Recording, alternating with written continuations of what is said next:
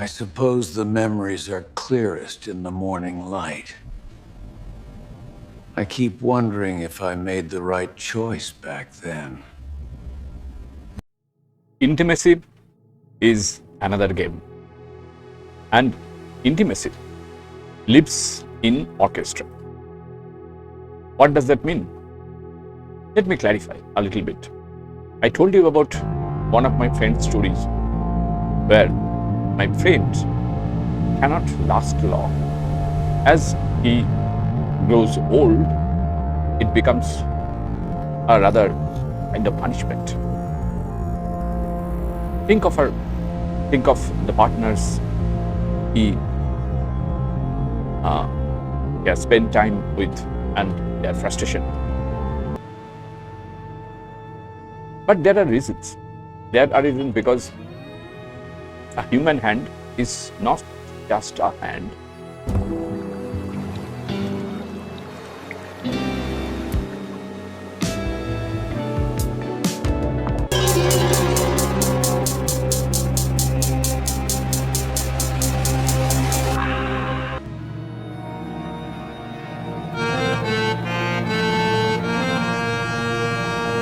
Before we proceed, let me tell you one thing. If you have not subscribed yet, please subscribe. It means a lot to me. And if you have already subscribed, also thanks for your support. It is a quiet orchestra. As I said, intimacy is a quiet orchestra. Because tendons pull like strings, muscles fire like percussion, and the brain conducts without a baton. Now, intimacy lives in that orchestra. It hides in the small things, very small, tiny little things. The pressure of a fingertip, the pause before a touch, the difference between holding and gripping. Intimacy is everywhere, but in a different way. And biology built these things very slowly. It took almost millions of years to build that.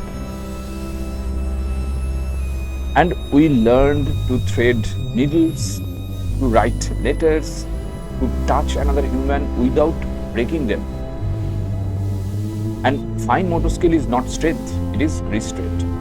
It is control at the edge of intention. Now, love robots want in.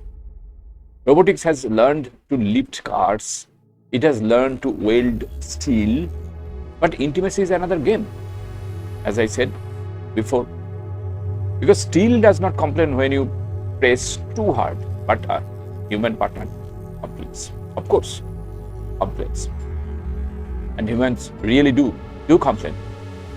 This is where encoders enter the stage. Very quiet device, this encoder. No poetry in their name, but plenty in their work. Why? Because an encoder measures motion, position, speed, direction. And in any kind of intimate act, emotional or physical intimate act, these things really matter. Motion, position, speed, direction, everything matters. And it tells a robot where its joint is, not where it hopes to be, but exactly where it is. There is a difference, and that difference is everything. What is the difference? Imagine closing your eyes and touching a glass. Okay? What happens? It swings, it guesses, it breaks things. Encoders give it proprioception. I talked about proprioception in my different videos. You must have heard about it. Because this word borrowed from biology, it is kind of a sense of self in space. Everyone, we have a sense of ourselves in this space. And modern robotics uses several kinds: optical encoders, magnetic encoders, capacitive, Optical encoders read patterns of light. Magnetic encoders read fields like a quiet compass, and capacitive ones sense changes like a whisper in air. And each one answers a simple question: where am I now? Am I in the bedroom? Am I in the dining room? Am I in the kitchen? In the garden? Or somewhere else? Companies, there are several companies, okay, they have posed this question to absurd precision. So that their love robots can place a part within fractions of a millimeter, not by luck, but by constant correction. Because movement is error and intelligence is correction. Now comes the delicate part, force. Force plays a very crucial role in any kind of physically intimate act. Position alone is not intimacy. You can know where your hand is, either on your partner's body or somewhere else, and still you press too hard. So engineers added force torque sensors, a new kind of sensor, and soft actuators. What are their roles? And besides them, they also incorporate high-resolution encoders that update thousands of times per second. So the love robot begins to feel.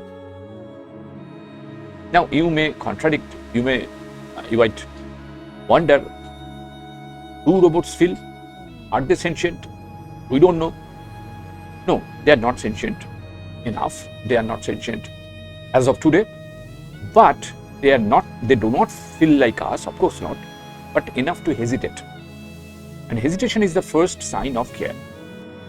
Recent research has gone further.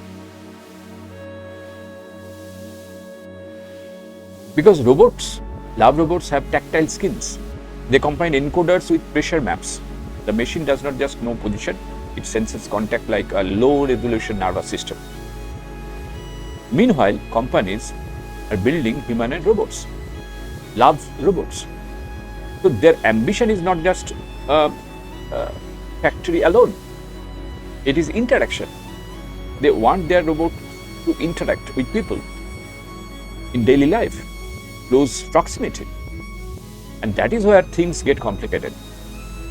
Because intimacy is not just mechanics, it is also psychology, isn't it? So human does not want perfect motion, they want meaningful motion. In any kind of physically intimate act, your motion should be meaningful so that your partners understand your motion, feel your motion. A slight tremor can feel alive, a perfect grip can feel cold.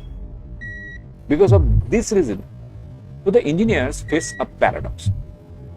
Too much precision becomes inhuman, it is kind of mechanical, it is kind of robotic, and too little becomes very dangerous. So where do you place the dial? Biology solved this with noise.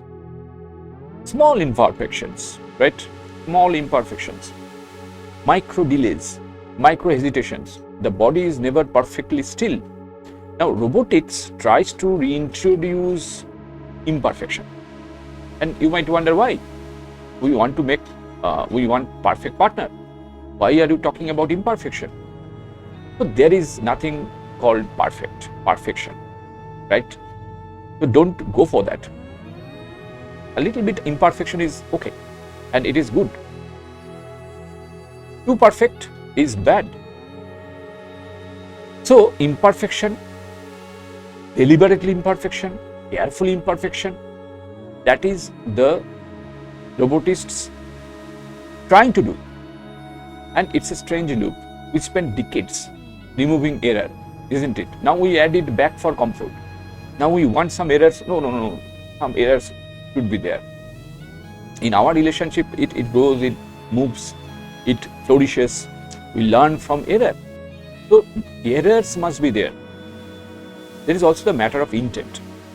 Encoders can tell where a finger is. They cannot tell why it moves. Just try to understand.